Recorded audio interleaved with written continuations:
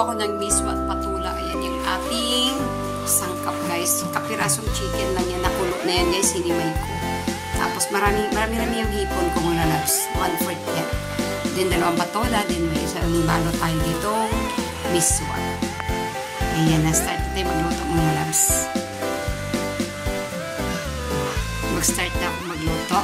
Dahil nakaready na yung ating sangkap. Ito tayo mag-isa, guys. Kunting mantika lang. Ayan. Kunting mantika lang. Then, ilagay na natin kagad yung ating bawang. Sabay natin yan sa pag-init ng mantika. Habang umiinit yung mantika, hindi na lumuto yung ating bawang.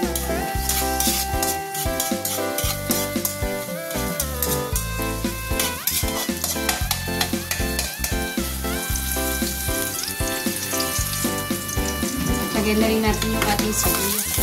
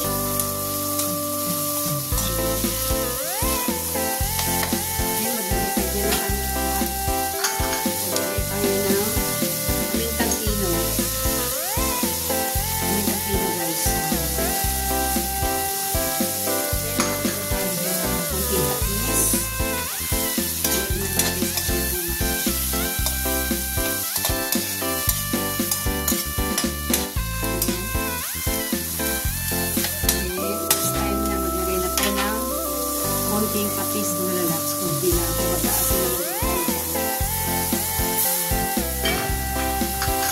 Then, maglagay tayo ng konting pagkalasa mga lalaks. Then, haluin natin agad. Masawawan natin tubig. Kunti lang ng tubig na nilagay natin kasi yung mga lalaks ay malakas magtubig din, guys. Yan, igisa ko lang muna ng maigi. Miswa at patola. Maglagay na tayo mga labs ng tubig. Kunti lang muna kasi yung aking ulo ng hipon, guys. Nilagyan ko rin ng kunting tubig at isama natin dito.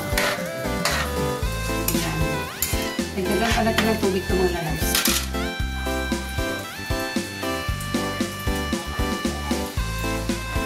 Nadikdik ko na yung ulo ng hipon. Ayan. Then, lagyan ko na kunting tubig. Lagyan na natin dito, guys. Ay, oo, tika lang. 20 be, 10 dos, isa.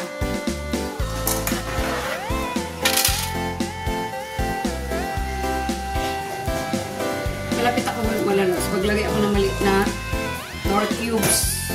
Pork cubes yun, guys. Maliit lang. Kumurot lang ako dito.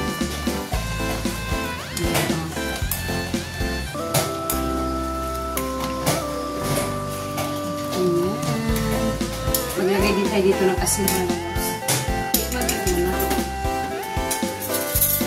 Ano na siya sa kumurot. Medyo matabang. Naglagay tayo ng kunting asin. Kasi patulan na yan, guys. Magtutubig pa yan. So, perfect na yung aking patula. Nono ha, nono dyan.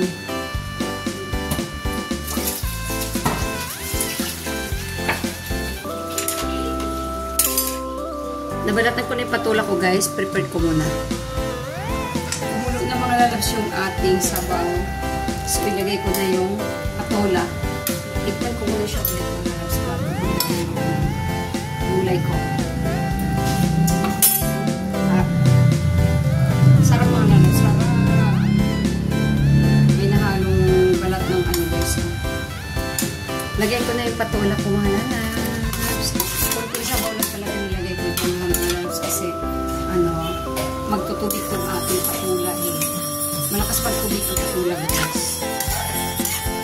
Ayan. Ito parang may balat pa na sa akin.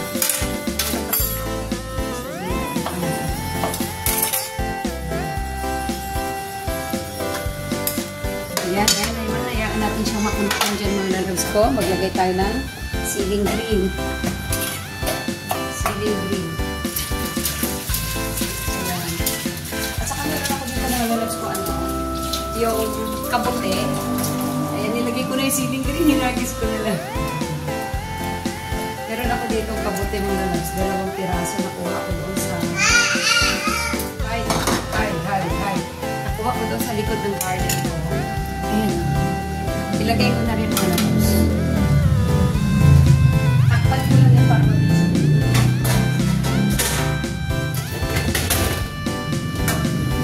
Takpan natin mga lalabs para mabilis kumulong. Kasi itong patula natin magtitubig patula. Ilagay ko na yung sili. Ayan. Siling green. Then humayin ko muna yung akin. Mamaya na yung miswa mga lalabs ilagay kasi yung miswa. Napakabilis na niya maluto. Kasi pag nasukahan din sa luto, ang pangit. At ano siya, nalumusaw. Diba? So, hinimay ko lang muna itong aking ano guys, aking ano dito, mushroom. Mushroom bouquet ito guys. Ayan, mushroom bouquet. Lagay ko na. Sarap ko mga lalabs sa mahal tayo ang mushroom. Ayan.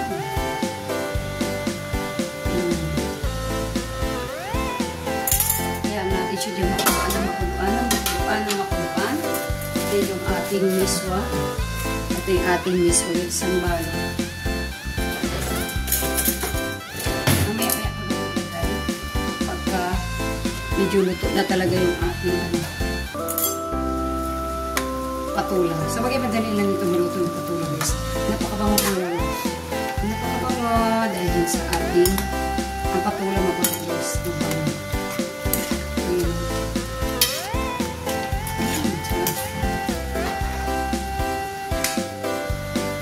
May hipon, may chicken.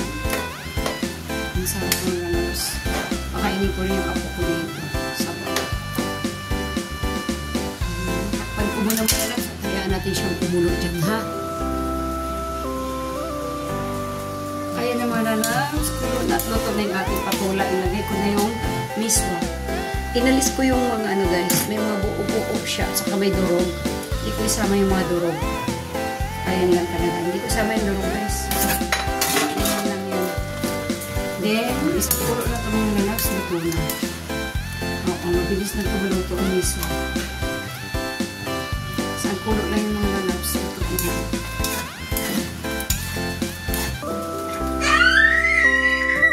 Pagka narinig nyo yun. Boses ng aking apo. Ayan na mga lalabs. Super yummy. Yung ating miswat patula, may hipon at may kuting chicken. Ayan. Ayan na yung ating miswat patula. Ang ating finished product. Luto na ito mga lalabs. So, thank you. Patayin na natin ang hipon. Ganun na kadali lutuin yung mga lalabs. Walang hassle, pero masarap siya at masustansya. Ayan. Maraming salamat. Thank you for watching. Please like and share. Thank you.